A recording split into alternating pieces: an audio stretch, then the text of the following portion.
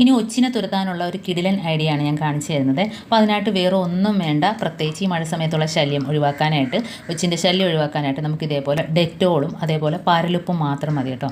അപ്പോൾ ഇത് വെച്ചിട്ട് നമുക്കൊരു സൊല്യൂഷൻ റെഡിയാക്കാം. ഇതിപ്പോൾ ഞാൻ തൊണ്ട് ഒരു ടേബിൾ സ്പൂൺ അളവിൽ പാരലുപ്പിട്ട് കൊടുത്തിട്ടുണ്ട്. ഇനി നമുക്ക് വേണ്ടതായിട്ട് ഡെറ്റോളാണ് കേട്ടോ.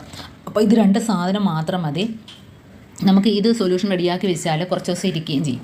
അപ്പോൾ പ്രത്യേകിച്ച് മഴ സമയത്ത് ബാത്റൂമിൽ ഒക്കെ വരുന്ന ഒച്ച്, തവള ഇതൊക്കെ പോകുന്നതിന് വേണ്ടിയിട്ട് ഇതൊന്ന് ഒഴിച്ചു കൊടുക്കാം. അപ്പം ഈ ഒരു സ്മെല്ലടിച്ചിട്ട് ഒരു ഇഴജന്തുക്കളും വരത്തില്ല. പ്രത്യേകിച്ച് ഈ ഒരു വെള്ളം നമ്മൾ ഒച്ചുള്ള ഭാഗത്തൊക്കെ വരുന്ന ഭാഗത്ത് ഒഴിച്ച് കൊടുക്കുകയാണെങ്കിലും ആ ഭാഗത്തൊന്നും പിന്നെ ആ ഒച്ചിൻ്റെ ശല്യം കാണത്തില്ല. ഒച്ചെല്ലാം ചത്തുപോയിക്കോളൂ കേട്ടോ.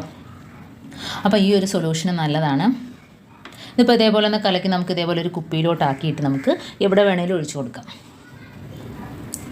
അപ്പോൾ ഫ്രണ്ടിൽ ചെടിച്ചട്ടിയുടെയൊക്കെ സൈഡിലൊക്കെ ഇതുപോലെ എന്തെങ്കിലുമൊക്കെ വന്ന് പറ്റിയിരിക്കും. പുഴു, അതേപോലെ തന്നെ പാമ്പ് വരുന്നതാണേലും എല്ലാം ഈ ഒരു സ്മെല്ലടിച്ചിട്ട് നമുക്ക് പിന്നെ ആ ഒരു ബുദ്ധിമുട്ടുണ്ടാകത്തില്ല കേട്ടോ. അതേപോലെ ഉറുമ്പ് കൂട് കൂട്ടുന്ന സ്ഥലത്തൊക്കെ ഈ ഒരു സൊല്യൂഷൻ, ഇപ്പോൾ ഈ കാണിച്ച 2 സൊല്യൂഷനും അടിപൊളിയാണ്. എല്ലാവരും ഒന്ന് ചെയ്ത് നോക്കാം, എന്നാലേ അതിൻ്റെ റിസൾട്ട് നമുക്ക് കിട്ടുകയുള്ളൂ.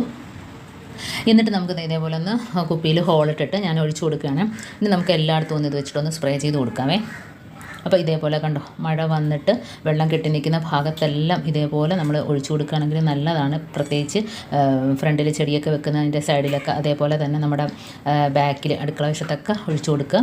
അപ്പോൾ ഈ ഒരു സ്മെല്ല് അടിച്ചിട്ട് ഒരു ഭാഗത്ത് ഒച്ചോ പുഴുവോ ഒന്നും തന്നെ ഉണ്ടാകത്തില്ല. അതുപോലെ നമ്മൾ സിങ്കിനകത്തും വാഷ് ബേസിനകത്തൊക്കെ ഇതേപോലെ പൗഡർ ഇട്ട് കൊടുക്കുകയാണെങ്കിൽ അതിനകത്തുനിന്ന് വരുന്ന ചെറിയ പ്രാണികളും അതേപോലെ തന്നെ ചെറിയ പാറ്റാക്കുഞ്ഞുങ്ങളും ആ ശല്യമൊക്കെ ഒഴിവാക്കിയിട്ട് കേട്ടോ. അതേപോലെ തന്നെ നമുക്ക് സിങ്കിനകത്ത് ഇട്ട് കൊടുക്കാം. സിങ്കിനകത്ത് ഇതേപോലെ കുറച്ചിട്ട് കൊടുത്താൽ മതി. അതേപോലെ തന്നെ നമ്മൾ ഈ പൗഡർ വെച്ചിട്ട് നമുക്ക് ചീർപ്പ്, നമ്മൾ മഴ സമയത്തൊക്കെ കഴുകിയാലൊക്കെ അത് ഉണങ്ങാനൊക്കെ പാടായിരിക്കും. അപ്പോൾ പെട്ടെന്ന് നമുക്ക് വൃത്തിയാക്കണമെങ്കിൽ ഇതേപോലെ കുറച്ച് പൗഡർ നമ്മൾ ഈ ചീപ്പിനകത്ത് ഇട്ട് കൊടുത്തതിന് ശേഷം നമുക്ക് ബ്രഷ് വെച്ചിട്ട് അതിൻ്റെ അഴുക്ക് വളരെ വൃത്തിയായിട്ട് തന്നെ കളഞ്ഞെടുക്കാവുന്നതാണ്. അപ്പോൾ നമുക്ക് നനയാതെ തന്നെ ബ്രഷ് പെട്ടെന്ന് ക്ലീൻ ആക്കി എടുക്കാം. അപ്പോൾ ഇതേപോലെ നല്ലൊരു കട്ടിയുള്ള ബ്രഷ് വെച്ചിട്ട് നമുക്ക് ഇതേപോലെ തേക്കുകയാണെങ്കിൽ ഇതേപോലെ നാക്കി കൊടുത്താൽ മതി. അതിനകത്തുള്ള അഴുക്കെല്ലാം പെട്ടെന്ന് പോയി കിട്ടും കേട്ടോ. അപ്പോൾ ഇതേപോലെ ചെയ്യാത്തവരൊക്കെ ഒന്ന് ചെയ്ത് നോക്കുക. ഏത് പെയിൻ ചീപ്പാണേലും ഏത് ചീർപ്പാണേലും ഇതേപോലെ ചെയ്തെടുക്കാനായിട്ട് പറ്റും. എന്നിട്ട് ഇതേപോലെ ഒന്ന് കുടഞ്ഞെടുത്താൽ മതി. അപ്പോൾ അതിനകത്തുള്ള അഴുക്കും പൊടിയെല്ലാം പോയിട്ട് നല്ല ക്ലീൻ ആയിട്ട് കിട്ടിയിട്ടുണ്ട്. ഇനി നമുക്ക് പൗഡർ വെച്ചിട്ടൊരു സൊല്യൂഷൻ റെഡിയാക്കാം. അപ്പോൾ അതിനായിട്ട് ഞാൻ എന്തുകൊണ്ട് കുറച്ച് പൗഡറിനകത്തോട്ട് ഇട്ട് കൊടുത്തിട്ടുണ്ട്. ഇനി നമുക്ക് വേണ്ടത് വിനാഗിരിയാണ്. അപ്പോൾ ഈ പൗഡറും വിനാഗിരിയും കൂടെ നല്ലോണം ഒന്ന് മിക്സ് ആക്കി കൊടുക്കുക. എന്നിട്ട് നമുക്ക് നല്ലോണം ഒന്ന് മിക്സ് ആക്കി കൊടുക്കുക. കാരണം വേറെ ഇതിനകത്ത് ഒന്നും തന്നെ ചേർക്കുന്നില്ല. പിന്നെ കുറച്ച് വെള്ളം മാത്രമേ ചേർക്കുന്നുള്ളൂ കേട്ടോ, ഒരു സ്വല്പം മാത്രം. അപ്പം ഈ ഒരു സാധനം വെച്ചിട്ട് നമുക്ക് തുണിയൊക്കെ സ്പ്രേ ചെയ്ത് തേക്കുകയാണെങ്കിൽ മഴ സമയത്തുള്ള ഒരു ബാഡ് സ്മെല്ലെല്ലാം ഒഴിവാക്കി കിട്ടും. അതുമാത്രമല്ല, ഇത് വെച്ചിട്ട് നമ്മൾ സ്പ്രേ ചെയ്യുകയാണെങ്കിൽ പല്ലി പാറ്റയുള്ള സ്ഥലത്തൊക്കെ സ്പ്രേ ചെയ്യുകയാണെങ്കിൽ നല്ലൊരു മണവും കൂടെ ആയിരിക്കും. പ്രത്യേകിച്ച് നമ്മൾ തുണി തേക്കുന്ന തുണിയിൽ ഒന്ന് സ്പ്രേ ചെയ്തിട്ട് തേക്കുകയാണെങ്കിൽ ഒരു ബാഡ് സ്മെല്ല് മഴ സമയത്തുണ്ടാകുന്ന